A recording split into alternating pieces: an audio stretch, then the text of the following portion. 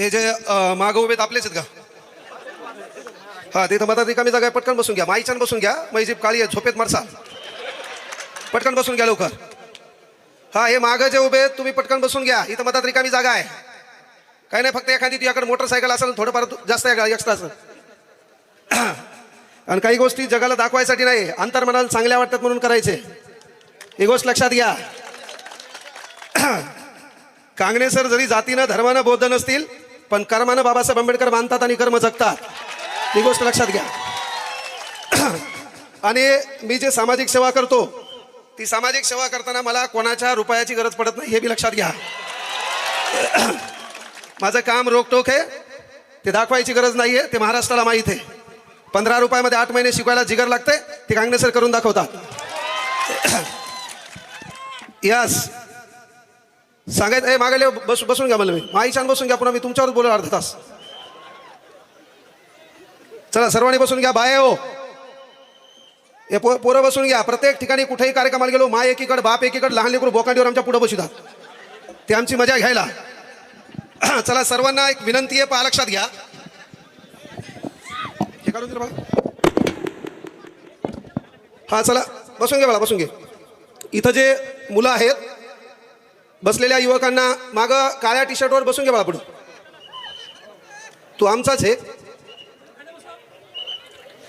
पहा लक्षात घ्या. म्हणजे मी फॉरेस्टमध्ये किनवटला जॉईन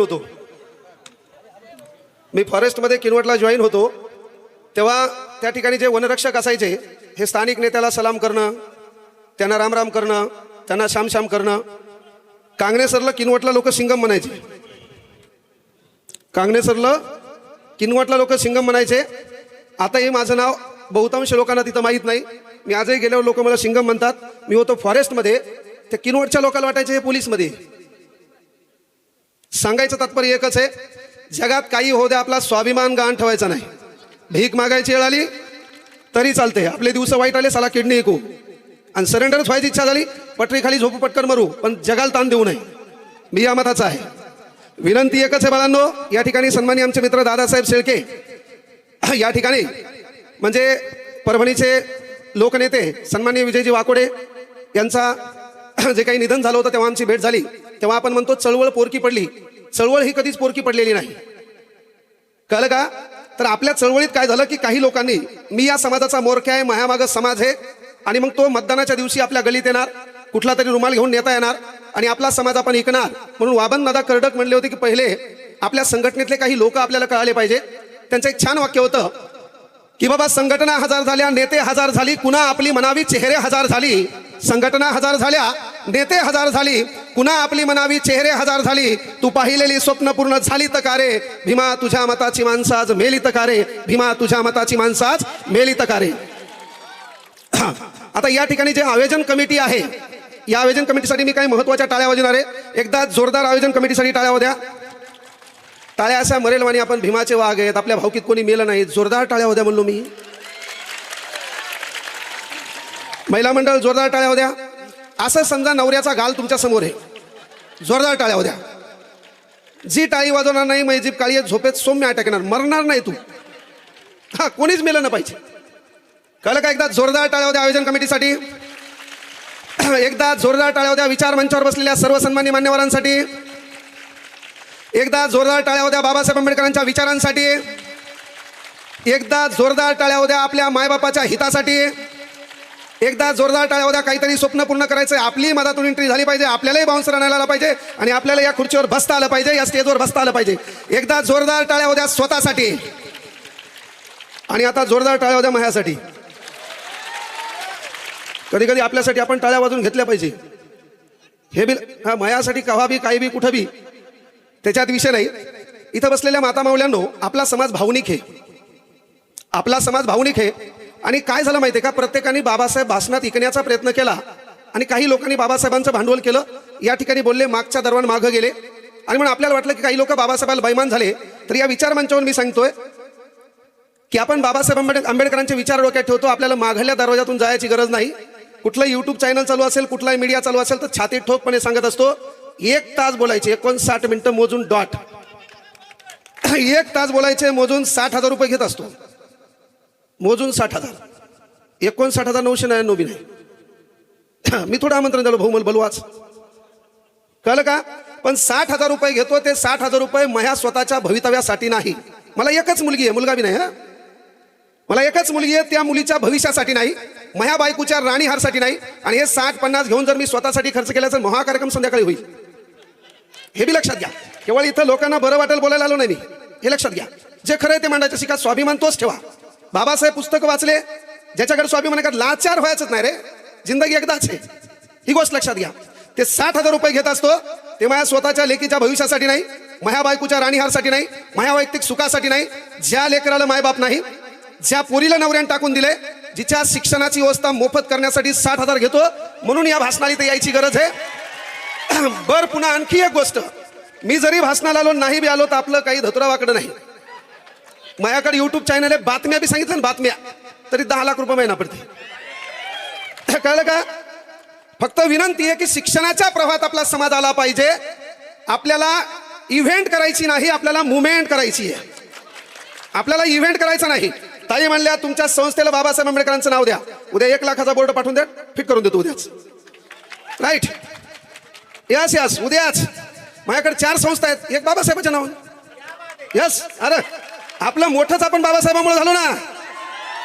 आपण मोठे कोणामुळे आहेत? हे रुमाल काय उगा घातला का टाइमपाससाठी? आपण व्हायरल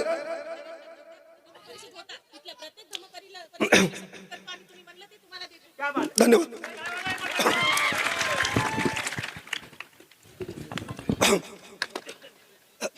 आता पोरिओ, मला तुम्हाला बोलायचं होतं आणि नंतर पोरायला बोलायचंय. 11-12 किती जण आहेत? मेन पॉईंटवर येऊ ना. त्याच्याकडून 1 लाख घेतो, मी ताण घेऊ नका. ते पक्का असतं, आपला कार्यक्रम ठरलेला असते. नाही, मी घेणारच, देणार ना, मी बी सोडणारच नाही. हा, मी संस्थेवर नाही, माझ्या छातीवर नाव टाकणार उद्या, हे लक्षात घ्या ना. संस्थेवर काय हो? हा पोरिओ, 11-12 किती जण आहेत? कामाच्या पैशावर बोल द्या. हा, 11-12 किती जण आहेत? हातवर करता मायचान. 11-12 किती जण आहेत? पटकन. पोरो, 10वीच्या वरती किती जण शिकायला? हातवर करा फास्ट. ए जर शांत बसा प्लीज, शांत बसा, मला कामाच्या विषयावर बोलायचंय. 10वीच्या वरती किती जण आहेत? हा, मागं उभे असलेले बसून घ्या. पोरो, खरी चळवळ तुमच्या हातावर आहे. कोणाच्याही भाषणानं, कोण मारलेल्या डायलॉगनं, कोणी स्वतःची परिस्थिती सांगितल्यानं जगातला कुठलाच माणूस आतापर्यंत मोठा झाला नाही. ही गोष्ट आवर्जून सांगा. तुम्हाला तुमच्या बापाच्या अंगातली फाटलेली बनेल दिसली पाहिजे, आपल्या बापाच्या पायातली फाटलेली चप्पल दिसली पाहिजे, आपल्या बापाच्या गळ्यातलं फाटलेलं उपरणं दिसलं पाहिजे. कुठल्या तरी विचारमंचावर लोक बसलेत पण आपला बाप खाली बसलाय, हीच आपल्या आर्थिक दरिद्रीचं कारण दिसलं पाहिजे. त्याला कांगणे सरचं भाषण धतुरा मोटिवेट करू शकत नाही, मोठं करू शकत नाही. तुम्हाला तुमच्या व्यवस्थेचा राग आला पाहिजे. आपला बाप तिथं का बसणार?